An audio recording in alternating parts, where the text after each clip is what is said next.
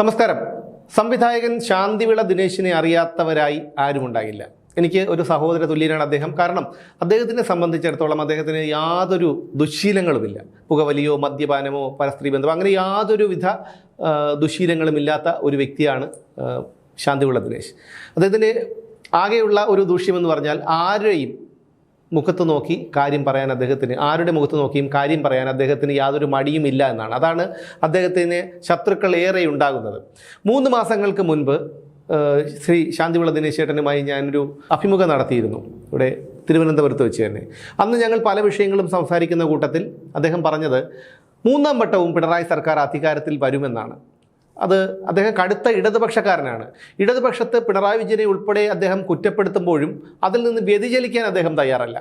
ചെയ്യുന്നത് തെറ്റാണ്, പിണറായി വിജയൻ ഉൾപ്പെടെയുള്ള നേതാക്കൾ ചെയ്യുന്നത് തെറ്റാണ്, ഇന്നത്തെ നേതാക്കളുടെ രീതി തെറ്റാണ്, ഇതൊക്കെ അദ്ദേഹം തുറന്നു പറയുമെങ്കിലും അതിൽ നിന്ന് വ്യതിചലിക്കാൻ ഒരിക്കലും അദ്ദേഹം തയ്യാറായിട്ടില്ല.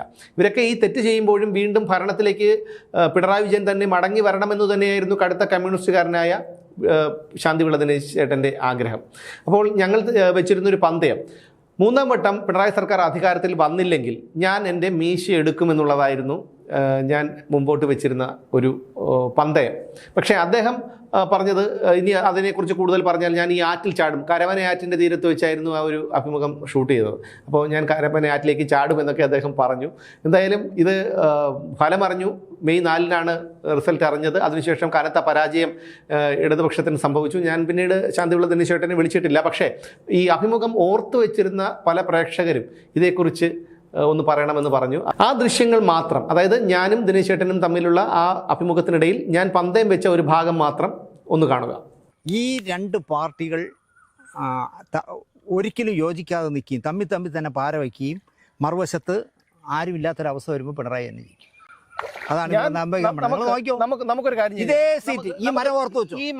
ഈ മരം പ്രേക്ഷകർ ഞാൻ സുമേഷിനോട് തീർത്ത് പറയുന്നു, ഈ ഇലക്ഷന്റെ വോട്ട് എണ്ണി തീരുന്നതിന്റെ അന്ന് സുമേഷ് വിളിച്ചാൽ ഈ മരത്തിന്റെ അവിടെ വന്നിരുന്ന് ഞാൻ സംസാരിക്കും.